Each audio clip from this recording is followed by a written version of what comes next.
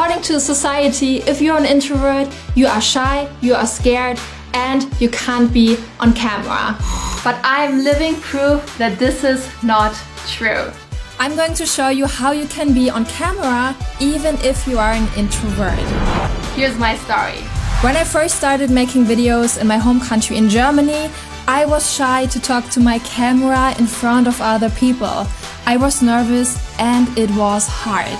I would think, oh my god, what will people think of me? Their culture is one of the richest and most colorful ones I ever saw in my life. They will think I'm weird. They will think I'm crazy. And this is a problem that so many creators have when they are on camera for the first time. They overthink. But I decided to just do it. And the next time I did it, it got a little bit easier. And from then on, it just got easier and easier. That's when I realized the secret.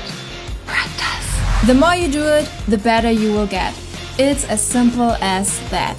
You see, just because you're an introvert doesn't mean that you can't achieve the same things as extroverts. All it takes is practice.